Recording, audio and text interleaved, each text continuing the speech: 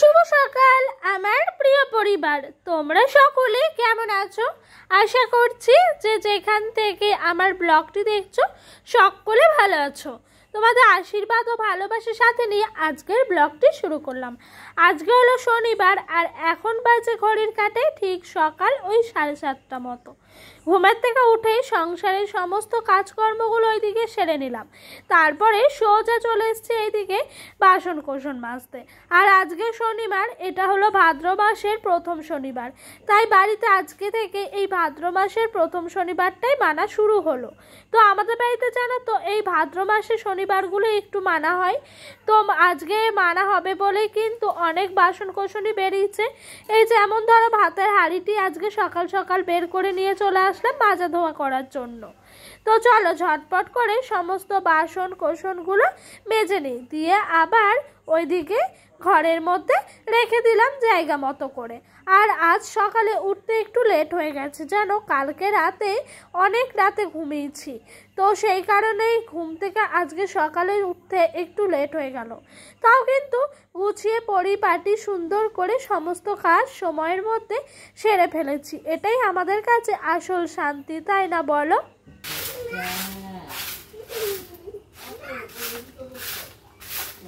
তো ওইদিকে সমস্ত কাজকর্মগুলো শেষ হলো আর এইদিকে চলে আসলাম সোজা উঠানটা ঝাঁট দিতে।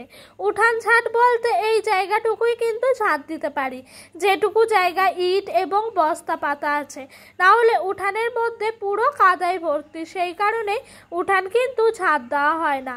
তাই এই দিকটা একটু ঝাঁট দিচ্ছিলাম। আর জানো এই ইটগুলো দেখতে পাচ্ছ, ইটের ফাঁকে ফাঁকে না এত পিঁপড়ে বাসা করছে, কি বলবো, ওই ছোট ছোট লাল পিঁপড়েগুলো হয় না ওইগুলো। আর ঝাঁট দিতে গিয়ে ভীষণ কামড়ায় পায়ের মধ্যে, কিন্তু কিছু করার নাই। আর এই দিকটাও কিন্তু একদম ঝাঁট দিয়ে পাতাগুলো একেবারে বাইরে আম গাছের ওইখানটায় রেখে দেবো। আর বৃষ্টি হচ্ছে খুব, সেই কারণে যেন এই দিকটা একটু শ্যাওলা আছে, তবুও কিন্তু এই দিকটা বেশ জলটা শুকিয়ে যায়। তবু আমাদের ঘরের সামনে যে উঠানটা আছে সেই দিকটার জলটা নামতে চায় না, তো ওইখানে জমা থাকে বলে উঠানটা শুকাতেই চায় না।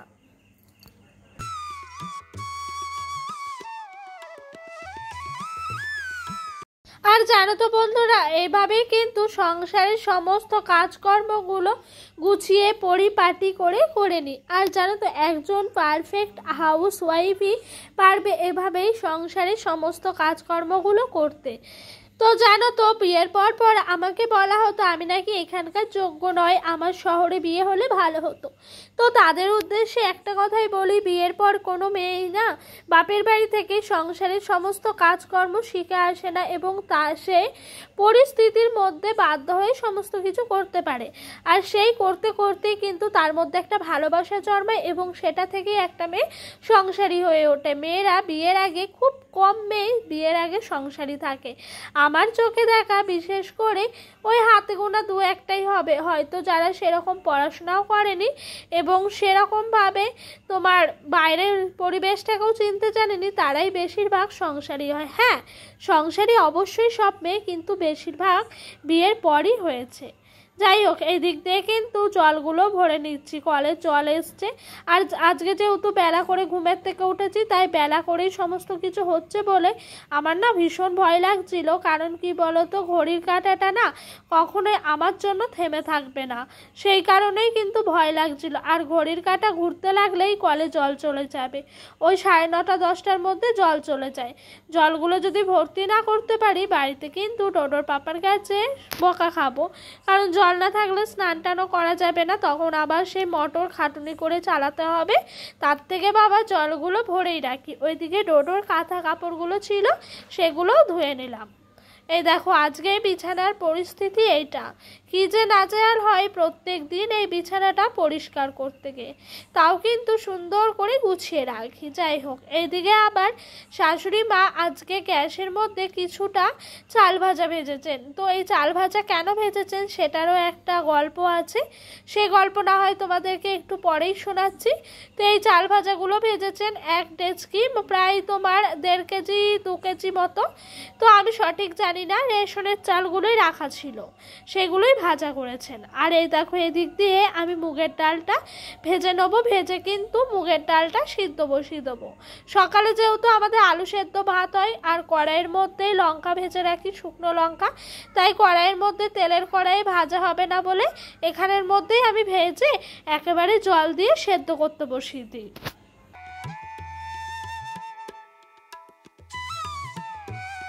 জানো তো এই মুগের ডালটা না এর মধ্যে সেদ্ধ বসালে কি তাড়াতাড়ি সুন্দরভাবে সেদ্ধ হয়ে যায়।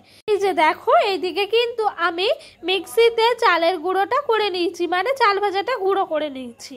তো এইদিকে শ্বশুরমশাই দোকান থেকে এলেন, এখানে 500 মতো গুড় এনেছেন, 2 কেজি মতো চাল এনেছেন। তো এটি হলো রত্না চাল। এতদিন মিনিকেট চাল খেতাম, কিন্তু চালের যা দাম বাড়ছে তাই ভাবলাম রত্না চালই আবার খাওয়া শুরু করি। তো ওইদিকে এনেছেন তেল, জিরে এবং 500 আলু। আমাদের কিন্তু রোজকারই দোকান থেকে আনা হয়। এমনই দিন যায় আমাদের এক এক দিন, ধরো চাল যদি দোকান থেকে না আনে সেদিন কিন্তু ভাত বসানো হয় না। তাই জানো তো আমাদেরটা রোজকার দিন রোজকারই করা হয়। এদিক দিয়ে আবার সয়াবিনগুলো মধ্যে ভিজাতে দিয়েছিলাম, তাই জল চিপে ভালো করে তুলে নিলাম।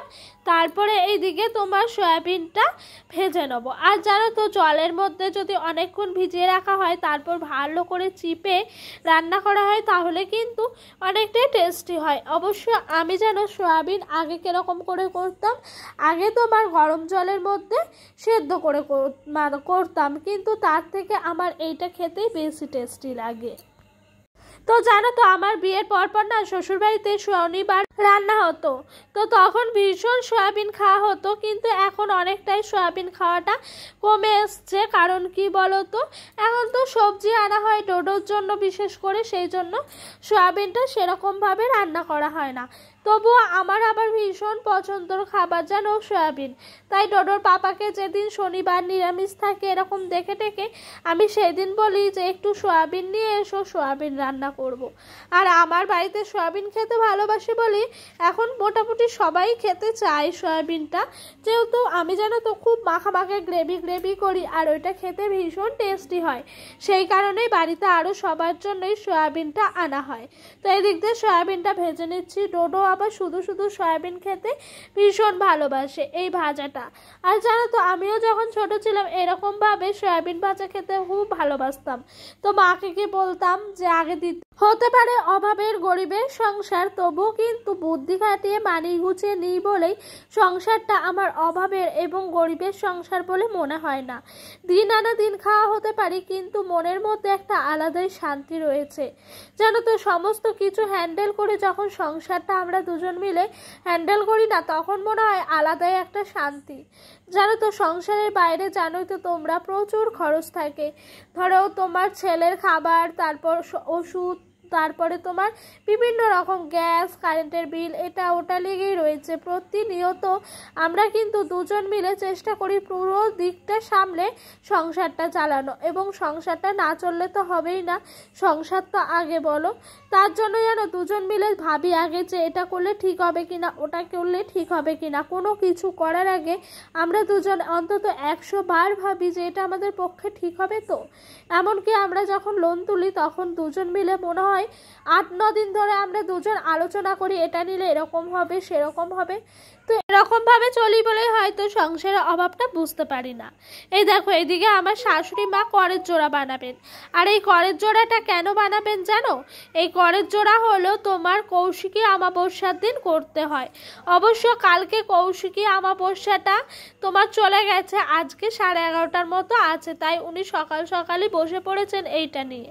তো এইদিকে এই কৌশিকী অমাবস্যায় এই যে করের জোড়া বানায়, তো এটার মধ্যে দিতে হয় ওই যে চাল ভেজে রাখা গুঁড়োটা, তার সাথে জিরের গুঁড়ো, তার সাথে গুড়, চিনি, নারকেল কোড়া। এটা খেতে ভীষণ টেস্টি হয় জানো।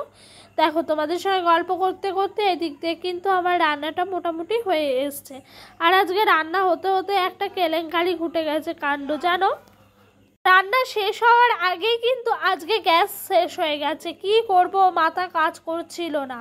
তার সাথে মনে হচ্ছিল যদি রান্নাটা না করি ডোডোকেই বা কী খাবো, অন্যান্য দিন সকালের ভাত একটু থেকে যায়, আজ আবার কিছুই ছিল না। তাই নিয়ে ভীষণ টেনশানে পড়ে গেছিলাম। মানে সয়াবিনটা রান্না হয়েছে, তারপরে তোমার ডালটা, আবার উনুনের মধ্যে অনেক জল, কি করে কি হবে বুঝেই উঠতে পারছিলাম না। তো লাস্টে ডালটা সোমবার দিয়েছি মাত্র, আরেক চলে গেছে গ্যাস। লাস্টে কি করব, দুজন মিলে বুঝে উঠতে পারছি না। শাশুড়ি বৌমা, আমার শাশুড়ি মা বলছে সব জোগাড় করে দাও, আমি ঠিক করে নেব। তো এরকমভাবেই হয়েছে। এই দেখো এইদিকে মুঠো মুঠো করে কড়ের জোড়া করছে। আর এই কড়ের জোড়াটা করে কেন জানো? কারণ হলো এই কৌশিকী অমাবস্যাতেই নাকি শীতের জন্ম, সেই কারণে এই কড়ের জোড়াটা, মানে হাত মুঠো করে কড়ের জোড়া বলে, সেটি করে। তো এটি খেতেও ভীষণ টেস্টি লাগে।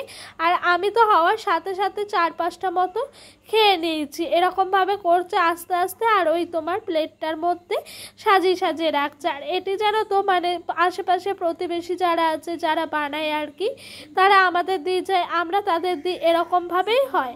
আর আমার শাশুড়ি মায়ের মুখে গল্প শুনছিলাম, ওনার শাশুড়ি মা যখন ছিলেন তখন নাকি এটার মধ্যে কচুও দিতেন। তো আমি বলছি সে আবার কেমন লাগে, বলছে খুবই ভাল লাগতো। বলছি গলা চুলকাতো না? তো এরকমভাবে গল্প কথোপকথন হচ্ছিল। উনি বলছে লঙ্কাও দিত নাকি। যাই হোক, ওটা হয়তো অন্যরকম টেস্ট হতো, এটি কিন্তু একদম অন্যরকম টেস্ট। আর এই দেখো এইদিকে চলে এসেছি রান্না বান্না করতে। ওইদিকে গ্যাসটা চালিয়ে দিয়েছি জল গরম হওয়ার জন্য ভাতের। আর এইটি যদি না করতাম, লাস্টে একেবারে ভাতটা বসালাম, তাহলে হয়তো গ্যাসটা যেত না। তো এইদিকে শুকনো লঙ্কাটা ভালোই গরম হয়ে গেছে। এরপরেই কিন্তু তোমার ফোড়নটা দিয়ে দেবো ডালের। আর এখন বাজে ঘড়ির কাঁটায় ঠিক তোমার 12:30 মতো। তো এই দেখো এইদিকে গ্যাস কিন্তু অলরেডি নিভে গেছে, ওইদিকে গ্যাসটা যাও একটু একটু একটু একটু জ্বলছে, এরপরে কিন্তু ওই গ্যাসটাও নিভে যাবে। আর আজকে মুগের ডাল করা হয়েছে, যেহেতু নিরামিষ খাবো সেই কারণে। ডোডো ওই দিক দিয়ে খেলা করছে, ওকেও স্নান করানোর ভীষণ তাড়াহুড়ো আছে। যাই হোক, হলো মোটামুটি খুব কষ্টে নষ্টে এদিকে খেতে চলে এসেছি। তো আজকে তো রান্না হয়েছিল ওল সেদ্ধ, এটা একটু সর্ষে বেটে মাখলাম, সয়াবিন আর ডাল। আজকের মতো বন্ধুরা ব্লগটি এখানে শেষ করছি। তোমাদের যদি আমার ব্লগটি ভালো লেগে থাকে অবশ্যই একটি লাইক আর একটি কমেন্ট করো। আর যদি আমার ব্লগটি তোমাদের আরও ভালো লেগে থাকে, আমার এই ছোট্ট চ্যানেলটির পাশে নতুন সদস্য হয়ে থেকে যেও। তো এই দেখো এইদিকে ডাল, আর কথায় আছে ডালের তলেই মজা। তো বন্ধুরা আজকের মতো বাই, দেখা হবে নেক্সট ব্লগ।